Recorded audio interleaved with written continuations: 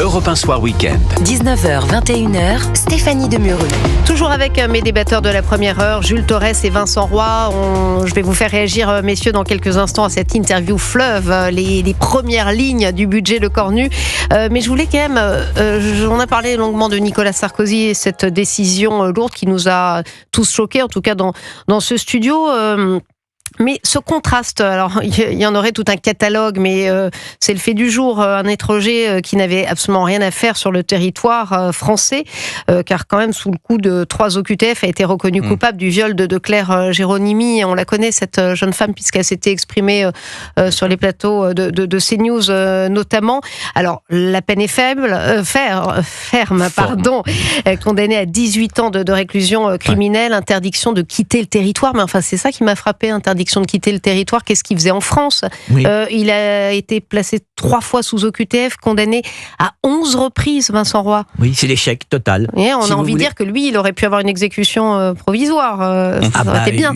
Il me semble, oui, qu'il représente un sacré danger pour l'ordre public. Pour la société. Oui, là, il y a un 2 poids 2 mesures qui est criant. Mais voilà, là, vous vous rendez compte que c'est chronique d'un échec depuis le début, puisque 11 condamnations sur son casier judiciaire pour en arriver là, jusqu'aux dernières terribles, puisque là, il est condamné pour le viol de Madame Géronimi. Donc, et d'une autre jeune femme. Et de Mathilde, je crois, c'est son prénom. Tout à fait. Là, on est vraiment au bout du bout. C'est-à-dire que cet individu n'avait rien à faire sur le territoire, et par conséquent, Madame Géronimi n'aurait pas été violée. D'ailleurs, elle le dit. Voilà. Et maintenant, on dit interdiction de quitter le territoire. Il y a vraiment des moments mais c'est pour ça que je voulais où on se dit que tout marche sur la tête. Quoi. Ouais.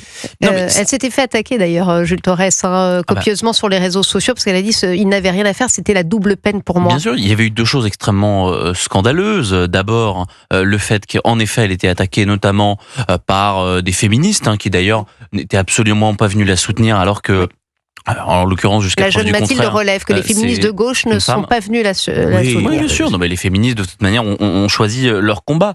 Mais c'est vrai que c'est une double peine dans le sens où ça illustre parfaitement, d'abord, notre désordre migratoire et cette submersion que les Français subissent dans leur chair à longueur d'année. On sait aujourd'hui, et c'est peut-être la levée d'un tabou ces dernières années, mais qu'il y a une surreprésentation des étrangers dans les faits de violence. À Paris, par exemple, c'est 48% des mises en cause qui sont étrangers, ça c'est la première des choses. Et deuxièmement, c'est le laxisme judiciaire au départ, et ensuite une justice extrêmement ferme, parce que là, en l'occurrence, 18 ans ferme et une ITF, c'est-à-dire que c'est pour le coup une ITF, c'est un petit peu plus important qu'une OQTF, puisque c'est administratif, mais du reste, pourquoi est-ce qu'on n'a pas condamné cette personne-là les 11 fois précédentes ? Pourquoi on a attendu d'avoir du sursis ? Pourquoi ? Oui, c'est pour ça que je voulais vous en faire parler. Je trouvais le contraste intéressant avec l'affaire Sarkozy. Dans nos lois, comment on peut multiplier les obligations de quitter le territoire français ? Moi, quelqu'un qui a 3 obligations de quitter le territoire français, je ne comprends pas. La validité d'une OQTF, je crois que c'est 3 ans. Je pense que ça aussi, il faut le changer. Donc, c'est peut-être pas sous le coup de l'émotion qu'il faut changer la loi, mais il y a 1000 choses à changer. Et en effet, il faut que notre justice soit beaucoup plus ferme.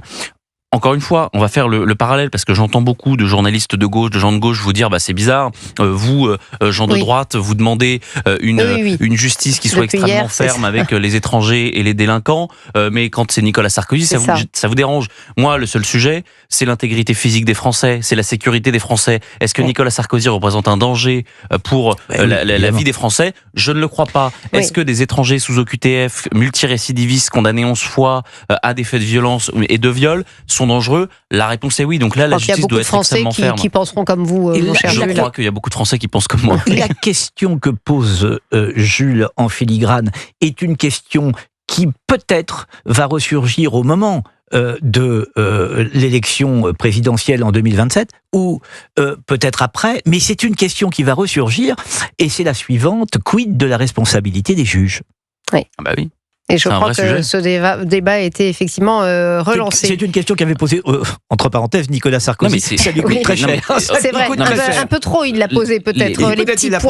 Les juges et les magistrats sont aujourd'hui la seule profession qui n'a pas comment dire, à se justifier, qui n'a pas de compte à rendre. Vous rendez, typiquement, on a fêté le malheureux anniversaire, le drame de la mort de Philippine. Je vous rappelle que c'est un juge des détentions et liberté. Mais là, si vous commencez, la liste est très longue. Qui a décidé de libérer un multirécidiviste marocain qui était considéré comme dangereux. Elle a dit, bah non, il n'est pas dangereux. Ça a créé un drame. Et moi, j'ai en tête cette terrible histoire aussi, la mort d'Elias, sa maman, Stéphanie d'ailleurs, qui expliquait que ces deux garçons, là, les assassins de Elias, ne devaient pas se revoir. Alors ils habitaient dans le même immeuble. Voilà, ils habitaient dans le même immeuble, vous voyez. Donc, bon, voilà, je termine sur cette phrase qui fait beaucoup réfléchir.